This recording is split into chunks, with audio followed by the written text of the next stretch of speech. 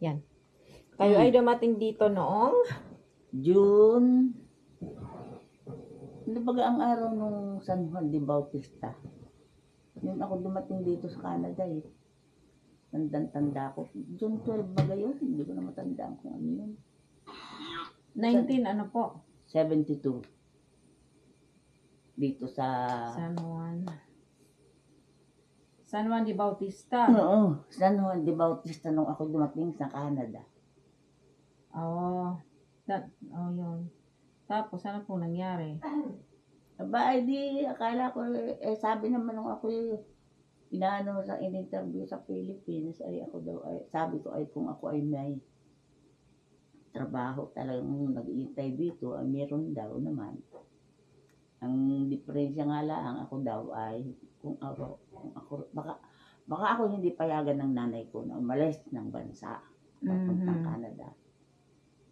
Sabi naman nung nagsama sa akin diyan sa pag-interview yan ay ano, nung tinanong niya ako, sabi ay payag na payag po ang nanay niya dahil siya ulila na. Yun, ang pagkakatabi lang. Nag-i-interview na sa akin. Ako in-interview din. Yan. Yung, Lola, yung palang San Juan de Bautista noong 1970 ay June 23rd. Nung ako umalis, hindi June 23rd daw yun eh. Na celebrate noon. Yun lang. Parang iba. Basta ang alam ko ay San Juan de Bautismo. Okay. June 20 something. Hindi ko na matandaan eh. 23. Ewan ko. June 23 po nakalagay. Baka noon ay 22 sa atin. Sa bagay, opo. O tapos, 23 dito. Ay di yun, dumating ako sa dito. Meron pa nga akong kasabay na isang hiling. Huwag ko raw iiwanan dahil baka daw kung saan mapapunta. tapos,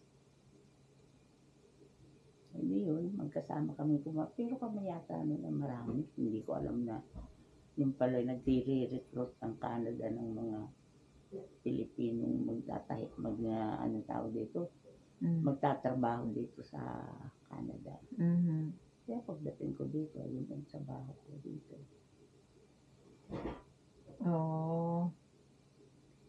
Mananahi po. Mananahi, Tapos kinabukasan nag-work na kayo po. Sabi ko nga sa sarili. Nagtrabaho ka po kaagad? Oo. Ay hindi, mga tatandaan ko ay binigyan pa kami ng pera. Hindi ko nila matandaan kung magkano eh. Pagkarating namin. Kung yata basta hindi ko na masabi kung ilang dollar yun. Dahil matagal na eh. Ilang taon na yun. Saan kayo nakatira? Ay meron akong kaibigan sa Philippines na nag-akit noon sa akin nga. Tapos ay kami doon tumira sa mga dito sa Ellen, alam mo yung Ellen Street dito ba yun? Opo, malapit sa ano? Malapit ang sa... Ang close na ay McGregor yata yun. Doon sa lugar na yun. Meron silang bahay dito. Doon muna ako nag-stay ng siguro 1 week. So ano po yung ano yung upa niyo na upa kayo? Ay, yung unang dating ko ay wala namang sinabing uupahan ako. Mag-uupa ako sa kanila. Tapos ay hindi ko na matandaan kung kami ay may kasama kasi ako noon na Philippines ay kaya ako napasama doon ay di ba ng panahon ni Diosdado Macapagal ay ang mga kababaihan ay tinuturuan ng pagtatrabaho ng pananahi. Pinagtrabaho. Opo. Ayun, doon ako napasama sa mga mananahi na nagtatrabaho. Hanggang sa ang kunyata ay nag-recruit ng Canada. Ay doon nagkumuha ng pumunta sa Batangas at ako naman napapunta ng Batangas dahil kumbaga ay ano ba yun? Ako yata hindi ko na matandaan kung ako yung ng college na noon. Ay hindi lang agad ako nakapasa sa board exam ng Teacher. oo, para Ano sabi mo, teacher ka po? Nagturo ka po sa atin?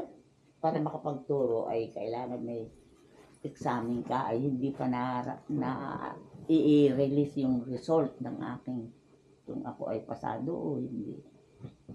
Ay sabi nga no kon ay at yung nanay ko naman ay maanong tawag dito. Kilala naman sa buong Quezon dahil ang nanay ko naging para ba kayo may katungkulan sa League of Women Voter. Opo. Ayun ang kaya laging may bisita ang nanay ko ng mga Maynilain, Sinahin, kasi kung ay natuloy sa aming bahay noong panahon. Hindi yun. Ako ay nakasama nga doon sa mga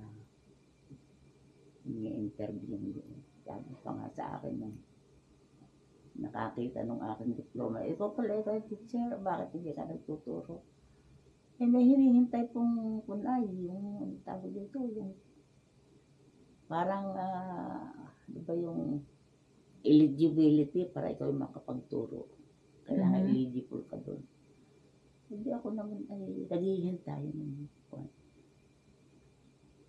Ay minsan ay may pumunta sa amin, sabi ay, yan pala ang nangyari sa iyo, ay ikaw pumunta ay kasali pa, sabi ko. Pagdating mo doon, magtrabaho ka agad. Oh. Ay, di ganyan nga ginawa ko, pumunta ako sa Lipa. May trabaho nga naman ako. Ay, ako hindi, sa totoo lang, hindi ako marunong manahi. Ang ate ko ang marunong manahi at talaga yun ay nagagawa ng mga gown. Yung kung ay sa pagsasagala, pagka yung mayuhan. Ay, di ako isa sa nakakasamang ginagawa niya ng gown. Tapos magpo-posisyon ay meron pang 3 kami na kadalaga. Yung dalagita kami noon, siguro mga 16 years old ako noon. Or baka bilo pa hindi ko na matanda ang tari. Hindi yun, ako tinatahi ng kapatid ko na siya naman ang talagang mananahi. Hindi naman kapatid kong yung hindi sa Agdang nagtitira. Siya ay sa Maynila nakatira. Doon talaga ako nagtrabaho yung naging asawa niya. Yun. Tapos ay hindi nagtagal ay ako ay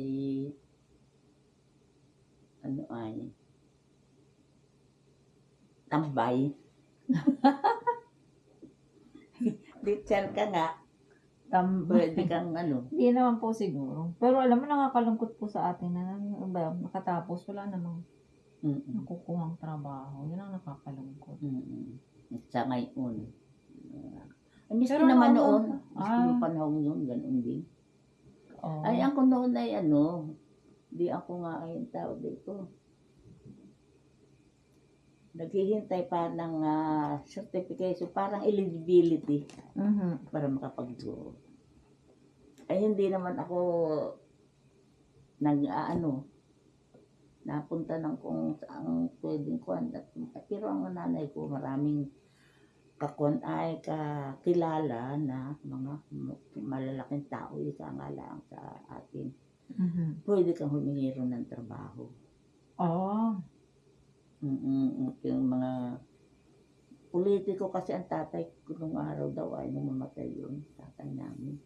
Bata pa naman ako nun. Hindi ko alam. Sino pa nilapitan niyo para magka-work? Para magka-work ay nagbutuhan ang Agdangan ay nagkaroon ng ng magpapalit na ang mayor. Opo. Doon ako napapasok. Yung kapitbahay namin, sa Luckily naman, hindi ko alam. Yung pala naman, inaanak ng tatay ko, ng nanay ko sa kasal. Ngayon, ayun ang naging mayor. ay ginawa noon, ay kinuha ako as librarian sa Agdangan. Oh, may Ako- library ang Agdangan? Oo. Hanggang ngayon po? Oo, hanggang ngayon. Oh, Kasi nakakatuwa naman. yung noon ay ako nasa munisipyo na noon. Mhm. At kinuha nga akong librarian nung naging mayor na. Yun namang mayor na yung naging mayor ay inaanak pa pala sa kasal ng tatay at nanay ko. Mhm. Kaya ako napapasok na librarian Librarian. sa amin sa Agdangan. Ako ang kano na ang librarian sa amin. Oh.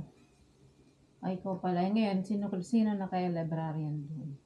Eh di maraming naging kuwan ay hindi ako ang naging number 1. Ang number 1 kasi ako, ang pangalawa sabi ko, reste ako mag-aaral. Ako pupunta ng Lucena at ako mag-aaral, kukuha ako ng college para Mhm. maging teacher. Mhm. Yun naman si Reste yun ay hipag ko, anak ng kapatid kong bunso. Ang naging asawa ng kapatid kong bunso. Na yun nga ay nanay ni Rani. Yung ngayon ay Opo. doktor na. Mhm. Ay di yun, ako'y pumunta doon. At ako ay, si Reste ang binigay ko kay Reste yung puesto ko. Oh. Pwede pala yun. Wala pong interview sa mga trabaho. Dati kasi, di ba? Ngayon, kailangan may interview ka para... Mainon yata yung late 50s or early 60s noon. Kasi natatanda ko ay 1963 ay ako nag-aaral ng college eh. Ayaw pa nga akong pag-aralin ng nanay ko ng college. Dahil. Ikaw kaya pag dala ka ika ng lalaki. Laging kayo na sinasabi. Ano kaya ika ko sa ibig sabihin mo ng nanay ko? Kasi ang mga kapatid ko na babae, nagsipag-asawa agad. Ay ako ay siguro, yan ang pinanggap kong gawin ng nanay ko sa akin. Ako magkakasawa para wala na siya siguro iniinting ko na wala naman naiisip ko. Hindi naman po siguro gano'n. Pero ako ay ang lagi kong sinasabi ay ako mag-aaral. Ay ayaw akong pag-aralan at ako daw ay mag-aasawa. Lagi ang sinasabi, hindi naman siya ayaw mag-asawa. Dala ka ng lalaki. Yun ang sabi pala ng nanay ko. Ibig sabihin, ang babae noon, pag nag-asawa, ay dala ng lalaki. ay ang asawa ang bahala sa babae. Oo, Kaya parang hindi na dapat mag-aral. Oh my. Parang ganoon. So ngayon, pagka gano'n ang ginawa mo ngayon, ay Ay, kawawa ka pag iniwanan ka ng asawa mo. Ayan Diba? nangyari. Nakakatuwa. Nagpalit ng mayor. Nagbutuhan. Ay, ang mayor ang nakakalabad ay yung kapitbahay namin. Kaya ako naging librarian. Kaya. Yun naman ay gusto baga na kinreate nung naging mayor na yun. At saka nung pating panahon yun ay nauso yung lahat ng municipality ay mayroong library. Noon kasi meron akong... Ay, Lola, may tanong ako. Sa library, anong mayroon? Maraming libro. Oh? Oo. Mga ilan po? Aba, ay ilang kon ay isang shelves na ganyan, puno yan. Tapos doon sa kabila, meron din. Kaya lang, nung ako yung umalis na, hindi ko na alam kung ano nangyari. Ano po ang process ng library? Bawa ako, taga-Agdangan, hihiram ako ng libro. Ano gagawin mo? Ano ang kailangan? Ay di yung noon naman sa amin ay mayroong high school. Na kung tawagin ay Agdangan Academy. Na yun naman ay kinreate ng pinsang, ano ba yun? Pinsang buo ko yata yung naging asawa ni Donna. Oo. Opo, Ayun ay Conchada ang apelyido. Ayun ang Kuya Mandy ang asawa ni Ate Donna. Kung na nga baga, hindi ko na matandaan. Matagal ng panahon yun. 60s. Bago before 60 pa yata yun. Opo. Di ganun pala naman. Pagka humiram ako ng libro, may pipirmahan ako. Tapos, may Ay, ako deadline. naman bago naging librarian. Ako yung kurso ng ano ay, siguro a month or two. Parang nag-aral din ako kung paano gagawin ng librarian. Ay, yung short Mm-mm. courses po. Ni pipirmahan nung humiram. Tapos may ilang araw bago isoli ang nakasulat dun May sa papel na yon. yun, oo. Oo, di ganun din naman pala. Pero ngayon parang dito, computerized na, no? Ayun, nang dumating po kayo ng Canada, paano kayo nakapapadala ng pera sa atin? Ay nun ay mahirap ang pagpapadala eh. Kailangan ay ikaw ay bumili ng cheque. Tapos yung cheque na yon ang ipapadala mo kung sino man ang gusto mong padalhan. Doon naman ay wala, ulila na ako nun eh. Wala na ang nanay ko nun. Panahon yun. Sino pong pinapadalan mo?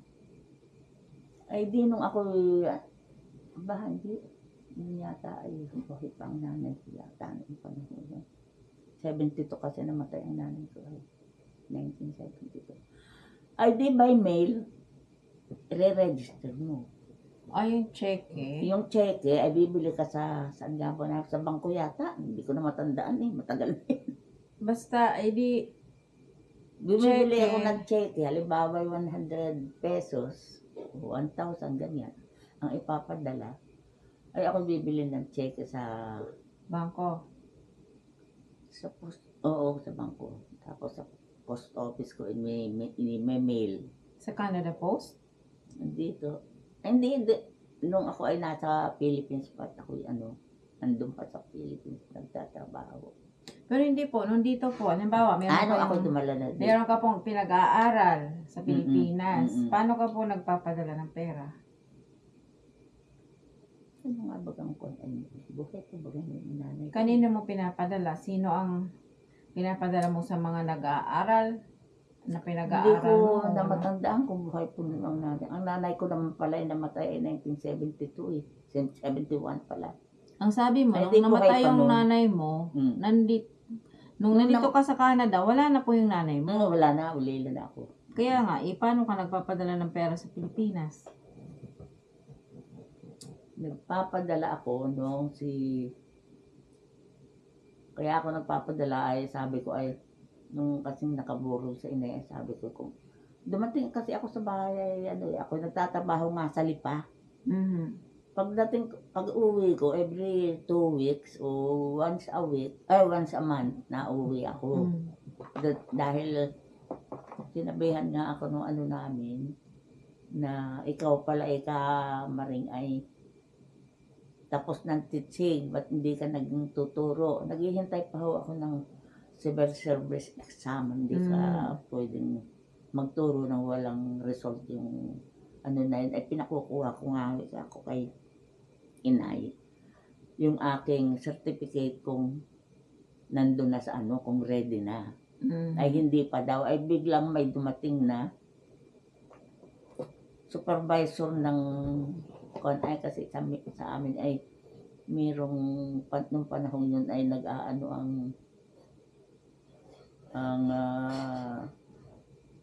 kuha ng NASIDA, yung National Cottage Industries Development Authority ang pangalan ng NASIDA. Yun ang ibig sabihin. Ay di ako ay kung gusto mo kahit tutulungan ko kukunin, sabi ng supervisor na nagpunta sa bahay. At ang nanay ko naman, pagka mayroong bagong mga taong gayon, puntahan ba? At siya ang nanay ko ay yung, hindi naman sa pagkukuhan, pag malaki ay, ang nanay ko kilala doon dahil ang tatay ko yung mamatay ay, ang tatay ko ay, hindi pinarayaan daw, kaya namatay. Ay, totoo kaya yun? Ay, wala nga baga. Ay, pero ang nakakasakit ng loob. Hindi iba ang gumawa ng gano'n. Ang nababalitaan ko nitong ako'y narito na sa Canada. Nakakatakot sa yung inggit siguro. Yung nga po nakakatawa, no? Sabi nila, lahat daw ay may gamot. Yung inggit lang daw ang walang gamot. Totoo ba yun? Baka. Baka ganun. Ay, Nakakaloka malay ko dato naman. naman noon ay hindi naman sa pagkakon ay ako kumbaga ay bunso sa amin sa babae. Pero may sumunod pa sa akin, lalaki. Opo. Yun ang tatay ni Narani. Ay nung si inay mamatay ay ako'y katrabaho sa Lipa. Hindi ko alam patay pagdating ko ng kot at dadalaw ako sa every 2 weeks ata kung every month ay ako nadalaw sa kot. Ako sa Lipa nakatira ay doon ako nagtatrabaho. Opo. Buti na lang po, Lola, Oo. kayo ay pumunta sa Canada. Mm. Dahil kung hindi kayo pumunta sa Canada, di wala sana kami dito. Ay Hindi oo. sana tayo nagkaroon ng camera na ganyan. Di ba ka? Oo. Mm. Oo. Ay nakakatuwa. Kaya, thank you. Sabi ko nga, naku, kailangan natin mamasyal-masyal na. Mm. At habang tayo ay malakas pa, ano? Mm. Buti nga ikaw ay punta dito. Pagdating mo dito, magkano po ang pamasahe sa bus? Tanda mo pa? Sa bus? Opo, dahil ngayong January, tumaas na naman ang pamasahe. 25 cents. Ay, ang mura. Magkano ang sweldo? Ang sweldo ay 6 yata per hour. Nung patang yun. 6 per hour? Mm. 1970s? 2. 72 ako 72? dumating dito. So, magkano ang sweldo mo sa isang araw? 6 times 8. 6 something. Yata. Oh, per day yun. Per hour. Hindi. Per Sa isang buwan, magkano na Hindi ko na tatanggap mong matandaan. pera? Hindi ko na matandaan. Pero ang natatandaan ko ay 6 ang per ano noon. Per hour. Oh. $6. Uy, ang bilis pala naman. So, ngayong panahon to, ang per hour dito, 15 na ata. Kalaan mo, anong bilis ang dami nang nabago. Ay, nako. 25 lang ang bayad nun sa bus. Mhm. Nung panahon yun. Kung minsan pa ay dito ako nakatira sa, saan nga ba ako nakatira nung araw? Diyan sa may Ellen. Ellen and Pritchard. Oh, ay malapit yun. Ang Ellen, malapit siya sa Young's. Oo, Ari ay Pritchard. Ari ay, Ellen yata, Ari. Tapos Ari ang Pritchard. Pakuros naman ganun. Direksyon dun sa tahian ng sapatos. Pag nasira yung sapatos ko, pinapatahi ko dun. Eh, magkano po ang Hindi ko na lang matandaan doon, po. ang upa sa bahay noon? Ang bahay, magkano ka ba ganoon? Mahal na din. Hindi ko na matandaan. Ay, ang per hour. Per month. Yung panahon yun. Pero nung ako may nakasamang pagparito kasi sa Canada, ay di ako ngayon nagtatrabaho sa Lipa. Ay meron doong tahian. Ay ako ang ginawa ay ako naman hindi marunong magmanahi. Ay wala ka isang gagawin kundi kasama mo yung marunong manahi at ikaw lang ang laging kasama nung pagpunta sa sa destino na nadidestino din ako sa sa ibang lugar. Pero doon din sa tawag dito sa Lipa. Pero minsan ay kami ay sa San Juan. Basta sunod doon sa karating bayan ng Lipa. Oo. Tangas. Hanggang sa ako nga ay nag-recruit nga ang Canada. Kaya ako napaparito. So, ilang taon ng ka na po mga ngayon dito? mananahi. Ha? Ilang taon na po kayo ngayon dito? Abay, more than 50 years na ako dito ngayon. Ay. 1971? Hanggang... So, 72 ako dumating dito sa 1972 pala. 2025. So, 50 years na ako dito. Kinuwinta ko noon. Dito sa Winnipeg. hindi na kayo maglipat. 53 na po ikaw. Oo. Ngayon? More than 50 na nga. Wow! Yun. Ang galing naman. So, pumunta kayo dito nung ganon, tapos ang tagal na. Dapat kayo ay may mansyon na. Kalain mo yun. Mm. Alam mo bang yung luma namin bahay, sabi ko sa nanay ko ay, yun yung bahay na, kumbaga nung namatay ang tatay ko namin. Opo, yung may silong. Mm. Ayun ay naging eskwelahan pa nung dumami ng school ang estudyante sa Agdangan. Ay yung silong namin ay ginawang classroom. Ay kami, lagi naman kaming mayroong apo sa inay na sa amin nakatira.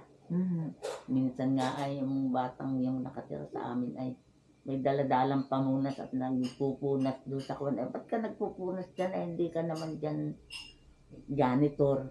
Ayun pala namang pamangkin kong yun. Eh, kaya nagpupunas ay sa sahig nakahiga. Ang iba sa amin, eh, kasi tatlo ang kwarto. Yung isa ay kwarto ng Santa Magdalena. Walang pumupunta doon natutulog dahil natatakot sila doon sa Santa. Ay di yung dalawa lang ang kwarto ang hinihigaan. Ay yung ibang bata na sa amin nakikitulog ay umiihi pa. At sabi ko ay, bakit ikaw may dalang pumunas? Ay pala umiihi ay nabasa yung mga desk sa labas. Kaya, Ay, naku, Lola.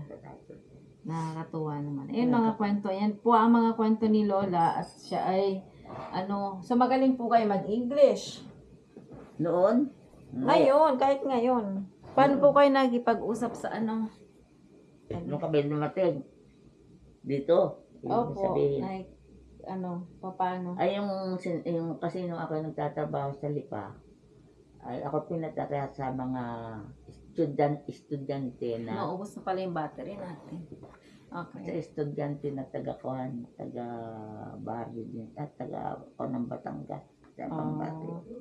At yun ay wala daw akong gagawin kundi samahan ko yung mananahi na yun na nagtuturo ng pananahi. Opo. Ay wag ko daw iiwanan dahil hindi raw yun marunong mag... Sino po Hindi yun? nag-aral. Yung kasama mo dito? Noon. Ang pangalan ay Luz Apelyido. Terrible. Ano apelyido po? Terrible nga. Terrible. Halo ka. O sige po, magbababay na tayo. Wala ng battery yung camera namin ni Lola. At siya ay sige po. Thank you so much po sa inyo.